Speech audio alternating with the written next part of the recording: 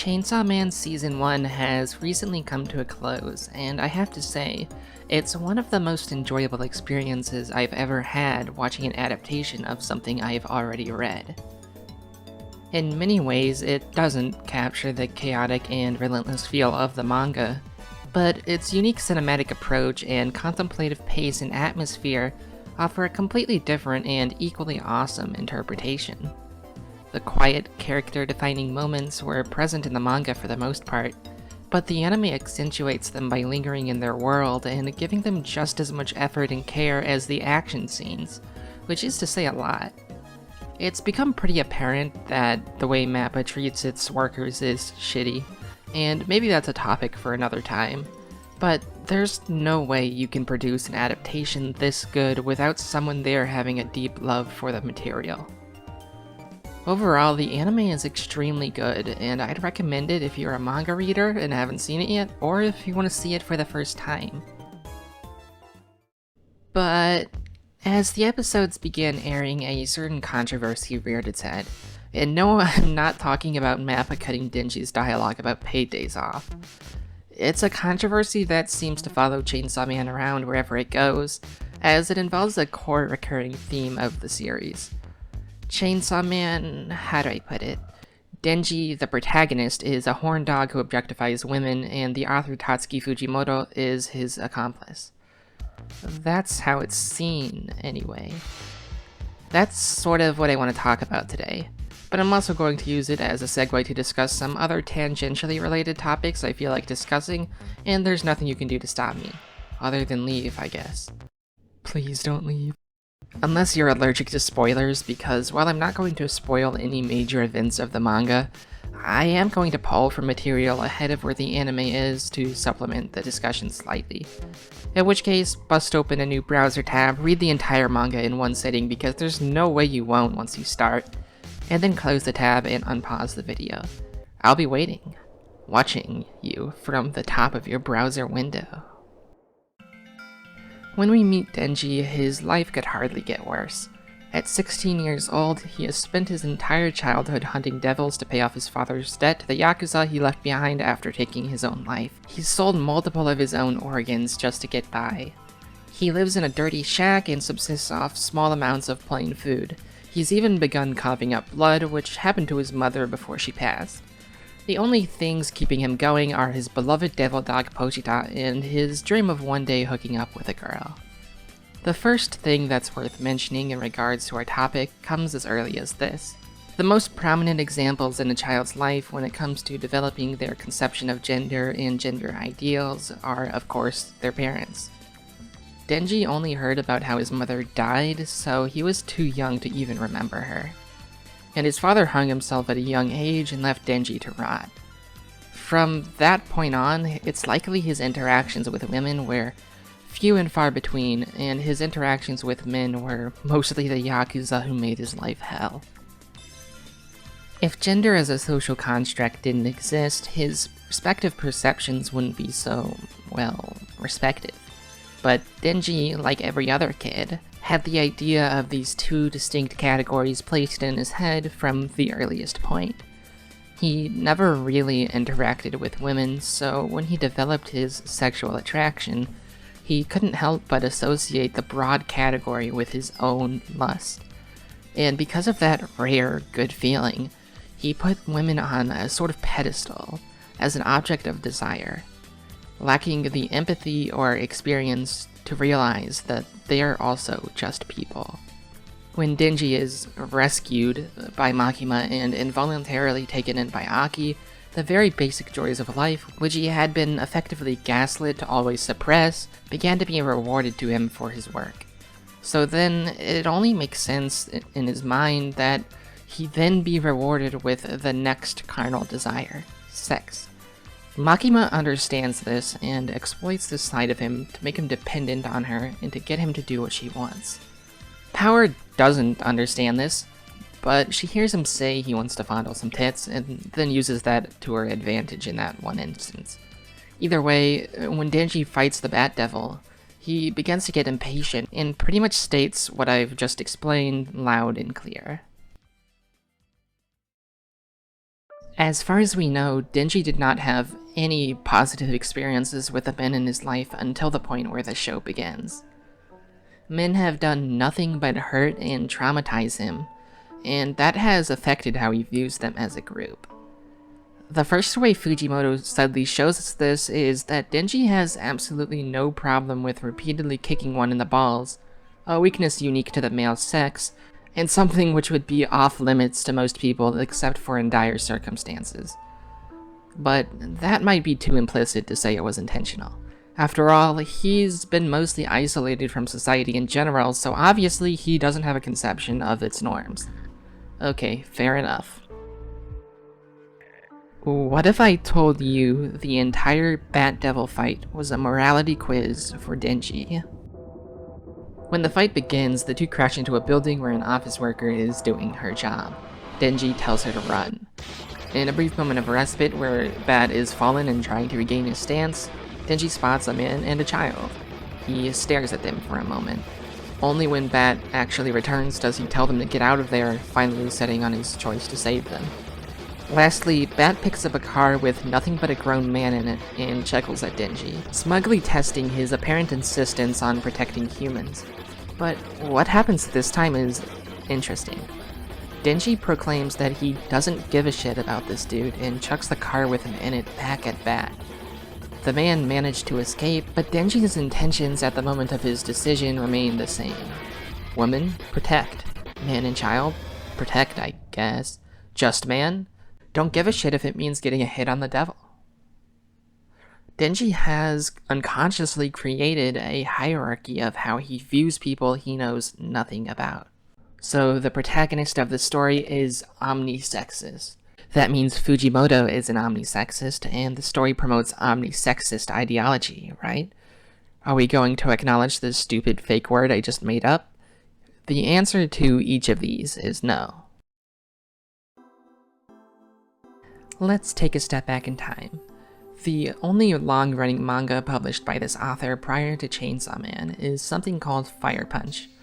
It's about a dude with super regeneration who got set on fire with a flame that only subsides once the victim is dead.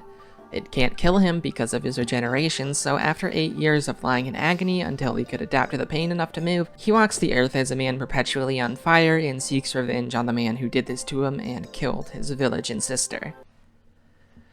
Yeah. Anyways, in Fire Punch, there's an example of a transgender character who at one point in the story conveys their feelings very directly to the reader. And this monologue honestly shows that Fujimoto knows what he's talking about. Like, I don't think he could have written this out if he hadn't at least known a trans person. The point in me showing this is that he has an understanding of and is willing to tackle gender-related issues. He isn't ignorantly swinging the pencil around and oops, the protagonist is actually sexist. It's deliberate. Take, for example, the character of Kobeni. In order to pay for her brother to go to college, her family forced her into one of two career paths: devil hunting or sex work. Not too far from the predicament Denji originally found himself in, actually.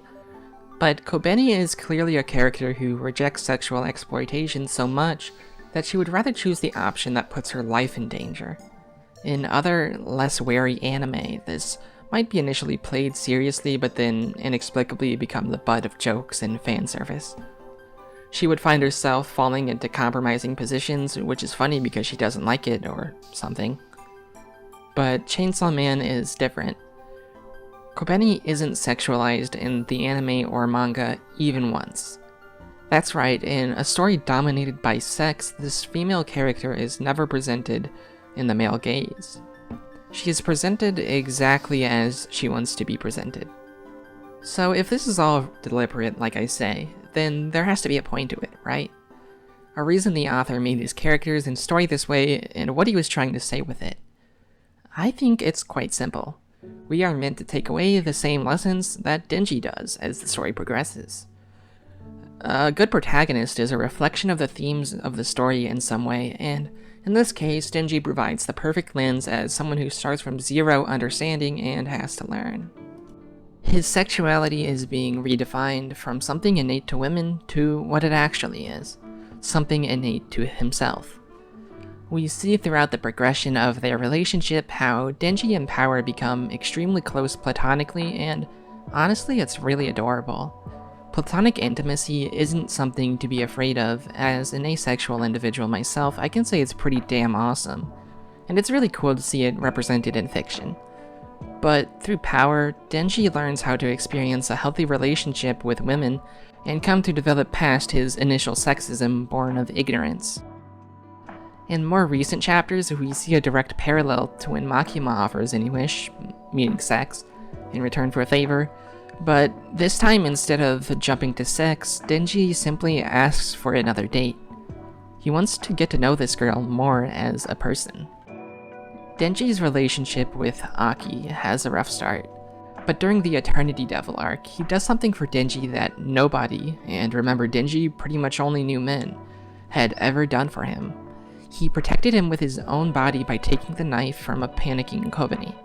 At the time, Denji shrugs off this act of kindness with annoyance at now having to owe someone. But Denji just doesn't know how to show his genuine feelings to another guy at this point in time, so he has to be performative. He later shows Aki his gratitude and sympathy by leaving him an apple from Aki's own Goodwill basket. Well, at least he's learning. However, it isn't until Denji captures the man responsible for Himeno's death and initiates a ball-kicking contest that they truly become close. The symbol previously used to denote Denji's unhealthy relationship with masculinity is being literally turned inside out. To at least some extent or another, Denji's emotions align with Aki's, and he experiences empathy. To put it another way, Denji learns what broship is about. So through Power and Aki, he gradually breaks down his misconceptions and heals his twisted understanding of gender dynamics. This is why I think this controversy is really silly and denotes a lack of attention or reading comprehension on the part of those spreading it. Simply showing a thing happening in a work of fiction is not an endorsement of that thing. Speaking of Himeno, depending on where you draw the line, and it's not my place to, she either almost or does sexually assault a minor who she knows is a minor. While she was drunk, which could have lowered her inhibitions, that's not an excuse. And I don't think the intention of this scene was to make her look good in any capacity. It was to make her look jealous. While talking idly on top of Denji, she complains about both Denji and Aki being head over heels for Makima and tells them to move on. Despite the impression you might get from watching the scene for the first time, this really isn't directed at Denji at all. It's for Aki, and that's the main storytelling purpose for her being drunk here, in my opinion. What she is attempting to do in this scene is to make Aki jealous. If he knew she had sex with Denji, maybe that would spark something in his mind and have him realize what was in front of him all along. But the plan doesn't work. Denji makes a mature choice, an indication of his character development up to this point, as well as Makima's manipulation to an extent, and for once doesn't allow her to use him. After sleeping and sobering up, Himeno comes up with a plan B, the matchmaking strategy. If she helps Denji get with Makima, then it closes off Aki's options. Denji, much like a lot of the viewers apparently, doesn't really get the deeper layer to this, but her plan seems to benefit him and she speaks amicably, so a deal's a deal. I think to say the story is portraying Himeno in a positive light here is just a disservice to her character. Something amazing about the way Fujimoto writes characters is that none of them are perfect. Just like real people, they are flawed humans who sometimes show their ugly sides. Additionally, if you're a manga reader, there's something about this whole thing that makes it even more tragic in retrospect. From this point on, I'm going to be discussing manga spoilers outright. I believe I've made the main points I wanted to make for this video, so if you don't want to be spoiled, then feel free to back out. Thanks for sticking with me this far in the video, and have a lovely day. Aki's affection for Makima was never in his control. Makima was simply exerting her powers as the control devil over him. So Himeno's desperation was completely for nothing. Makima drew out the worst in her without her even realizing exactly how. There's one more thing I want to briefly talk about, just something that has bugged me lately. People called this sexualization and objectification. To put it kindly, this is the stupidest shit I've ever heard. The short version, get your dick out of your hand. The long version... So in this scene, Asa draws upon the power of the War Devil, which is to turn one's possessions into weapons with a strength hinging on the amount of guilt it provokes in the user, to transform her uniform into a sword. In this case, it was an heirloom from her mother and one of a kind. So, it would seem Fujimoto provided a canonical excuse to force his female character into being scantily clad.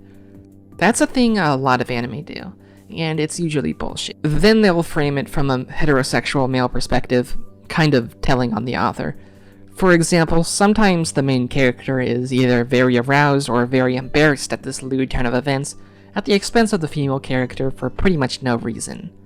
Sometimes it's as simple as the character is drawn to be sexy in place of a personality, or just for no reason other than because it's hot, and the plot has to bend over backwards to justify it. But that isn't the case here. There is no male character in sight, for one. Asa doesn't do anything to appeal to any sort of male fantasy either. She isn't even drawn particularly sexily. She just has a body, and you're seeing more of it than usual. If you think this is sexualization, then I have news for you. Women's bodies are not inherently sexual. You wouldn't say this if it were a male character who used the power and ended up in their underwear. At most you would think it was a little funny. So why is it any different here? It's really as simple as that. That's why I say pull your pants back up, because it's a self-report. If you genuinely just hadn't thought about it before and came to this conclusion anyway, please reflect on why. I came out swinging, but I'm really not trying to insult anyone here. Just about everyone has internal biases they may or may not be consciously aware of. There's nothing wrong with that, but it's best to acknowledge where we could have them instead of letting them unconsciously influence our actions. Well, that's enough grandstanding for me. There were 2 more things I wanted to talk about, but I simply just don't remember enough of to confidently put to script. Those being Liza and the Angel Devil, because I do believe there are interesting explorations of sexuality and gender with these characters in particular. But I'll have to leave it for another time. Let me know if you want to see me expand on this topic in the future, or if you want more Chainsaw Man content in general, because I'm glad to make it. If you enjoyed this video, please leave a like to please the algorithm gods, and tell me your thoughts below whether you agree or disagree. I love to hear them either way, especially when they're so detailed and specific. Subscribe if you want more content like this in the future, and follow my Twitter linked in the description if you feel like it. With that, I go by Tasty Nachos, and you go by.